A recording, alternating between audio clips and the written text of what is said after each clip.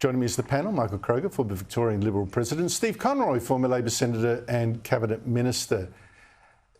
That ad from the Voice 23 campaign, I think it teaches a very dangerous message that, children have got to be dependent on the voice. It just deliberately plays on the emotion.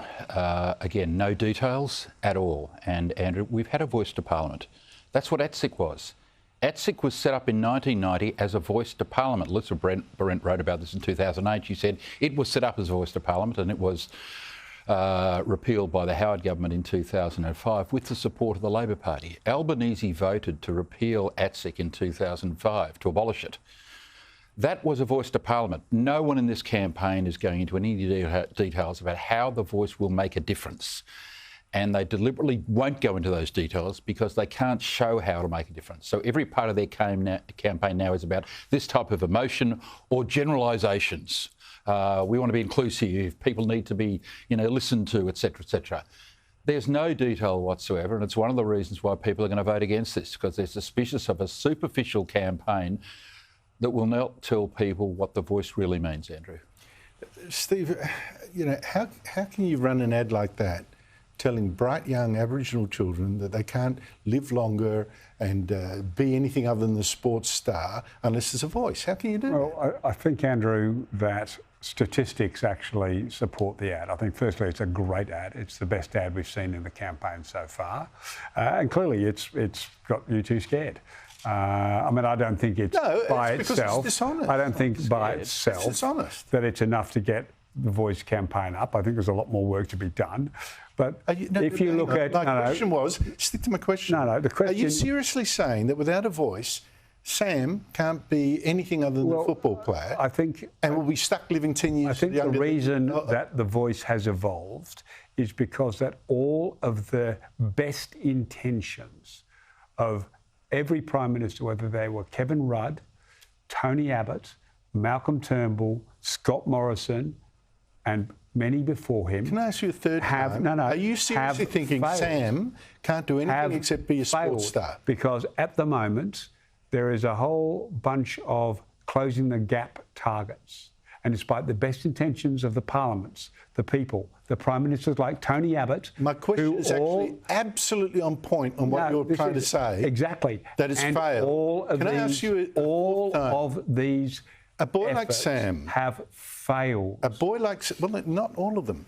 A boy like Sam... None of the gap has not been closed between... A boy like Sam, are you seriously agreeing with that man's message that without the voice, he can't be anything but a sports star? He is doomed to live 10 years younger than everyone else. Well, that's what the statistics show, Andrew. You're actually denying... Sorry, no, it does not show that. The statistics do not show without a voice you can't live longer. The facts show that every policy has You're not going to answer the question. I'm going to move on. No one has tried to explain this, Andrew, and this is what's infuriating. You get this superficial argument about inclusiveness and love and, the No Campaigner about hate.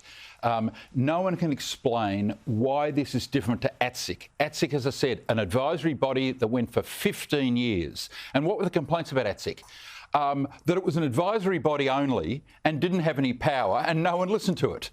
That it was mired in controversy. It did have funding programs, which this will not have. It did have funding programs, which was one of its problems. It had funding programs, which was one of its problems, because there are arguments between ATSIC and other Aboriginal organisations as to whose policies should be listened to.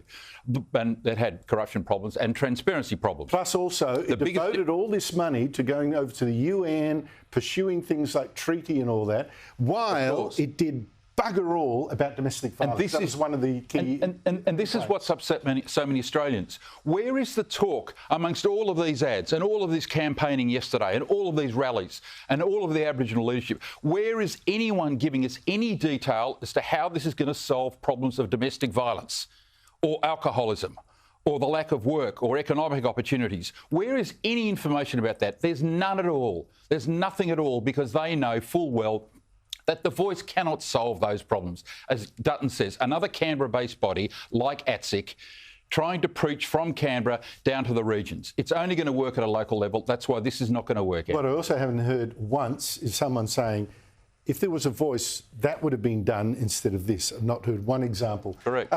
There were big rallies over the weekend, right, for the voice. Tens of thousands of people in the major cities. How much heart can the Yes campaign get from that? Well, I think what we've seen for 6 or 8 months now is the polling has shown the voice has been going backwards from a winning position to a losing position. So it starts right now today as the underdog. I think that the rallies can begin to give heart to hopefully the fight back that can see it stop falling, start growing. The advertising campaign, ads like that one, which I think is a very good ad, will begin to help crystallise the choice. I mean, and if it fails, as Michael says, because it doesn't, give the detail that Michael wants, I've always had the view on The Voice that everything we've tried so far has failed. So let's try this. That's not quite right.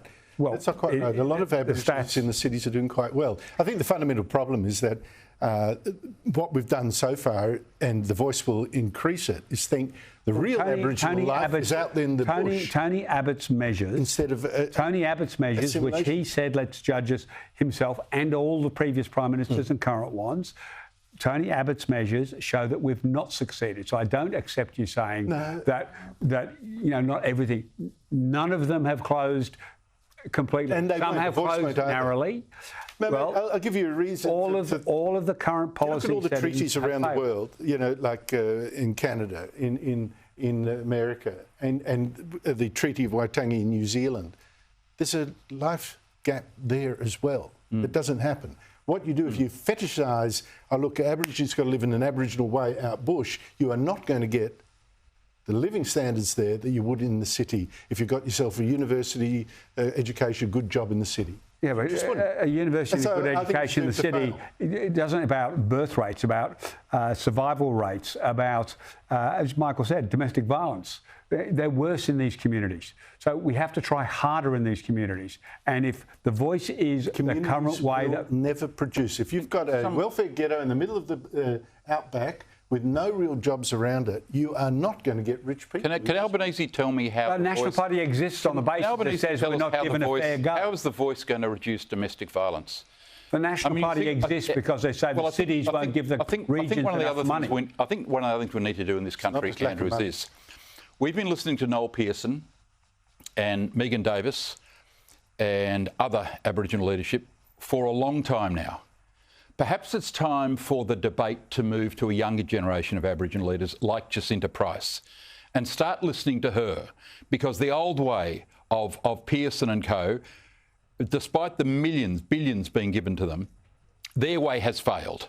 And now what they've got is another idea, a voice. Well, of course, the reason they could get rid of ATSIC was because it was an act of parliament. You could repeal the act. You can't repeal a voice. Once it's in the Constitution, you will never get it out. And my point simply is, yes, Stephen, lots of things have been tried and failed. They've been recommended to successive governments from Abbott way back by the same group of Aboriginal leaders who these policies have failed to deliver on. And I think it's time for a new generation of leaders. Like I say, it's all about, keep people out bush where it's not going to work. Chris Bowen, the Energy and Climate Change Minister, he was today trying to blow the Liberals out of the water for pushing nuclear power. Here he is. It's a unicorn and a fantasy, and somebody has to pay for it if they are really serious about this plan. When you put the most expensive form of energy into the system, there is a massive cost to be paid. Now, later in the show, I'll just go through the fantasy figures that he's been pushing and how it's backfired on him. But can you explain? Why are you having to do this? What, if the Liberals have been dancing around this, they were in government for 10 years, Andrew, why didn't they put up a costed proposal to do this? Why are they suddenly now? Where are the numbers? Well, maybe the Green Chris Bowen is able to walk out has gone down the toilet, and it's even more urgent that we get a safe... well, Peter Dutton could do some work as opposition leader. My question is this. I can understand an argument that says nuclear power is too expensive and blah, blah. But why actually ban it? Why ban it? Why not just say we won't ban it, and if someone comes to us with a good proposal, we'll look at it. Why ban it? Well, I mean, it's been banned by bipartisan support. Correct. Bipartisan support. Why ban for it? most of the last 30 years. Correct. Why ban Because, it? unfortunately, it has not proved to be as safe as everyone would like it to be over time. And you and I have had this argument publicly and privately about the potential dangers. We've got the disaster in Chernobyl? No, I was going to say the disaster in Japan. And Not a single person dead. Not one dead from the nuclear. Chappaquiddick. Then we've got more people died at Chappaquiddick than at Fukushima. Yeah.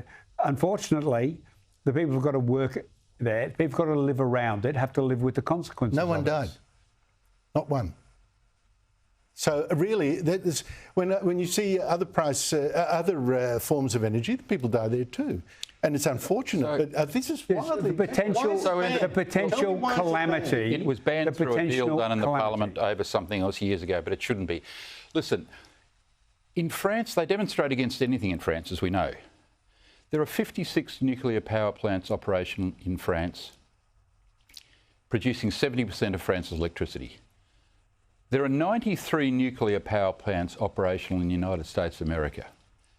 Now, in America and France, as I said, they will go bonkers at any kind of thing. But there aren't any demonstrations there against nuclear power, particularly in France. Why? Because the French understand that it's cheap electricity, it's reliable, they've had some issues recently, but it's been generally very reliable. And Macron has just announced he's building 6 more nuclear power plants. So this whole argument about safety, well, someone ought to tell the French and the Americans, because that argument hasn't reached Europe or America yet, Andrew. And Japan's going back to them after all as well. Exactly.